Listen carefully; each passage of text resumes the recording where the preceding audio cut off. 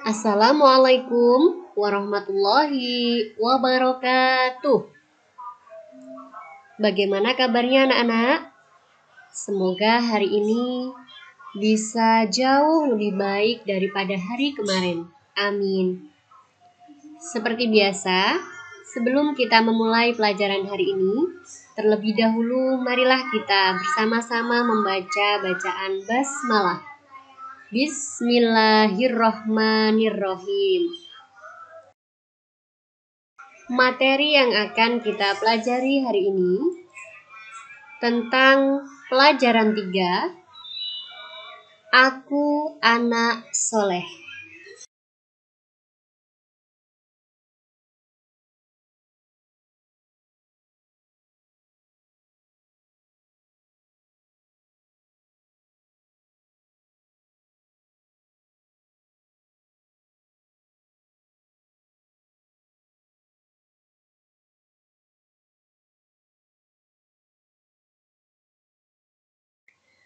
Anak-anakku, sebagai materi yang pertama, jujur disayang Allah.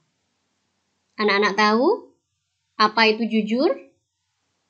Ya, jujur artinya berkata terus terang, berkata yang sebenarnya, dan tidak berbohong. Jujur merupakan akhlak terpuji anak-anak, dan anak yang jujur merupakan anak yang tulus dan lurus hatinya, serta tidak curang. Contoh, ketika Bu Guru bertanya, apakah anak-anak sudah sholat subuh hari ini?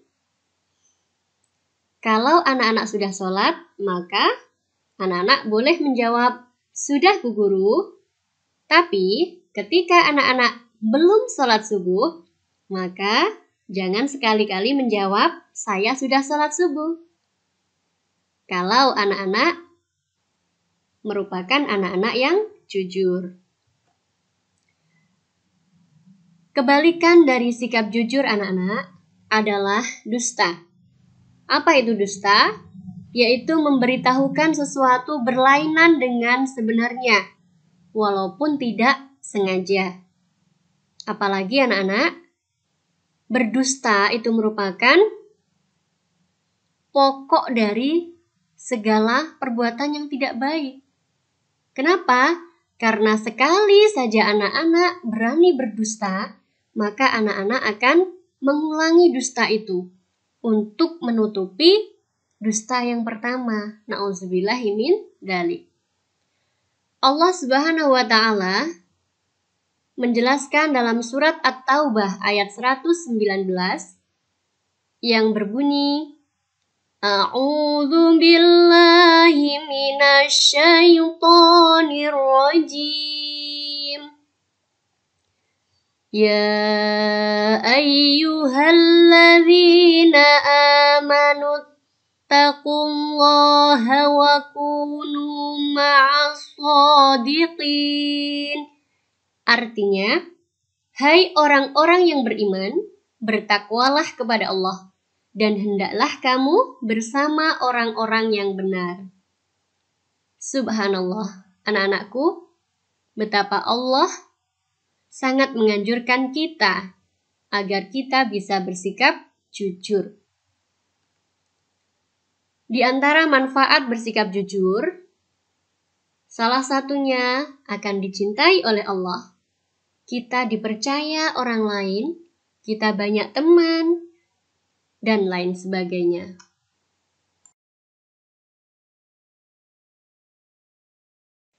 Yang kedua, amanah. Berarti dapat dipercaya. Dan orang yang amanah anak-anak adalah orang yang dapat dipercaya dalam melaksanakan sesuatu. Anak-anak masih ingat siapakah teladan bagi kita di sifat amanah paling baik? Ayo, ingat enggak? Nabi Muhammad SAW. Bahkan anak-anak, karena sifat amanahnya tersebut, sebelum Nabi Muhammad diangkat menjadi Nabi dan Rasul pun, beliau sudah mendapatkan gelar yaitu Al-Amin, yang artinya yang dapat dipercaya. Subhanallah. Lantas, bagaimana dengan kita? Kira-kira contoh amanah itu apa ya? Contohnya saja, ketika kita dipinjami buku dari sekolah.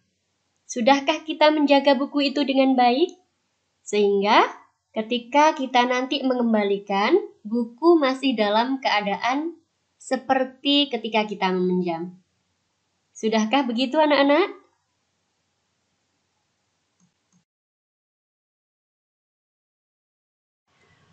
Ketiga, hormat dan patuh kepada orang tua dan guru. Hormat dan patuh kepada orang tua. Anak-anakku, siapa sih orang tua kita? Iya, orang tua kita adalah ayah dan ibu kita. Orang yang telah mengandung kita, melahirkan kita, merawat kita, membesarkan kita, dan memberikan kita kasih sayang yang luar biasa. Maka dari itu, sebagai seorang anak, wajib hukumnya bagi kita untuk selalu hormat dan patuh kepada keduanya anak-anak. Allah Subhanahu wa Ta'ala berfirman dalam surat Luqman ayat 14 yang berbunyi, A'udzu billahi minasy syaithanir rajim. Wa wassaynal insana biwalidayhi hamalathu ummuhu wahnan ala wahnin wa fisaluhu fi amaini anishkurli wa liwalidayka ilayyal masir. Yang artinya, dan kami perintahkan kepada manusia berbuat baik kepada dua orang ibu bapaknya. Ibunya telah mengandungnya dalam keadaan lemah yang bertambah-tambah dan menyapihnya dalam 2 tahun. Bersyukurlah kepadaku dan kepada dua orang tuamu, ibu bapakmu, hanya kepadakulah kembalimu. Anak-anak, ayat tersebut memerintahkan kepada kita agar senantiasa selalu berbakti kepada orang tua, terutama ibu. Bagaimana cara berbaktinya? Yang pertama, dengarkan nasihatnya.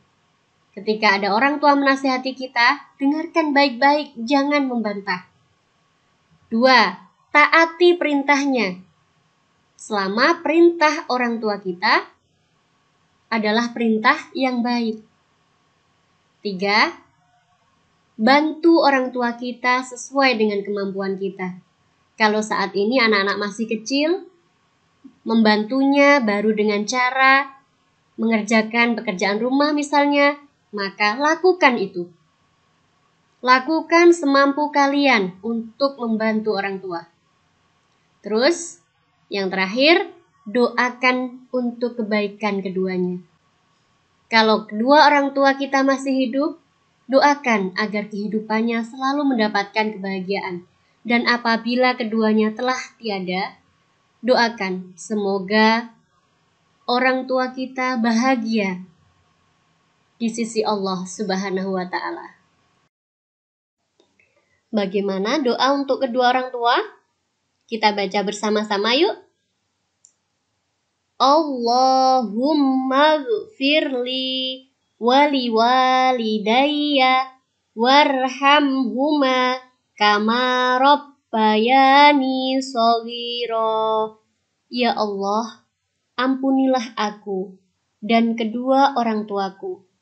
Sayangilah mereka sebagaimana mereka menyayangiku di waktu kecil. Dan sebaiknya anak-anak, doa ini selalu dibaca setelah habis sholat ya. Jangan lupa.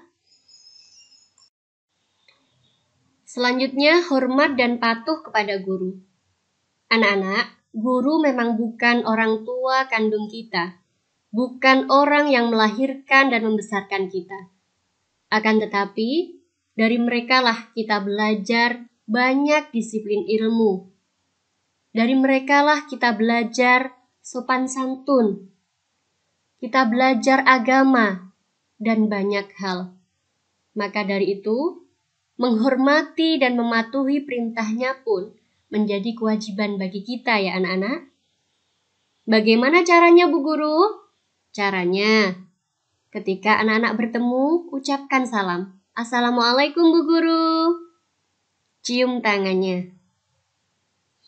Saat mengajar, dengarkan apa yang diajarkan. Duduk tenang, turuti perintahnya. Ketika guru memberikan nasihat pada anak-anak, dengarkan dan jangan membantah. Dan saat berbicara kepada guru, berbicaralah dengan tutur kata yang lembut dan sopan.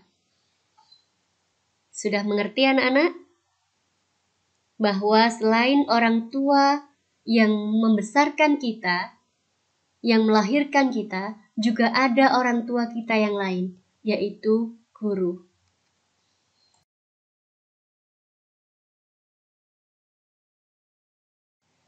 Keempat, santun dan menghargai teman. Santun adalah sikap menghargai antar sesama, tidak sombong dan angkuh. Sikap santun tidak hanya ditunjukkan kepada orang tua atau guru saja loh, akan tetapi juga terhadap teman kita. Karena jika kita santun terhadap teman, maka kita akan memiliki banyak teman anak-anak. Bagaimana caranya Bu Guru? Yang pertama, ucapkan salam dan bermuka manis ketika bertemu teman. Kedua, berbicara dengan lembut dan tenang. 3, tidak pilih-pilih loh dalam berteman. 4, tidak mencela teman, baik itu yang berkenaan dengan teman kita atau bahkan orang tua teman kita.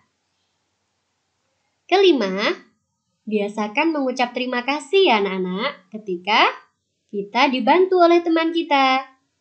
Keenam, jangan takut meminta maaf apabila kita bersalah. Karena sesungguhnya meminta maaf itu tidak berat loh. Yang penting kita mau meminta maaf. 7, jangan mengambil hak teman kita. Contoh, mengambil barangnya tanpa seizinnya. Na'udzubillahi min dzalik. Dan yang terakhir, biasakan mengucapkan selamat apabila teman kita mendapatkan kebahagiaan. Contoh, mendapat juara kelas. Sudah paham anak-anak?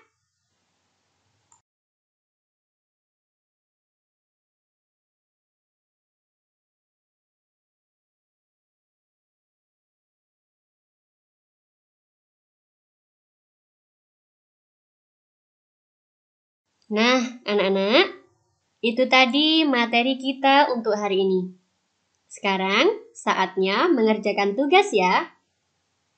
Silahkan anak-anak tulis pertanyaannya di buku PR Agama. Kemudian, tulis jawabannya di bawahnya. Setelah selesai, silahkan anak-anak foto tugasnya dan kirim ke nomor WA Bu Guru. Selamat mengerjakan.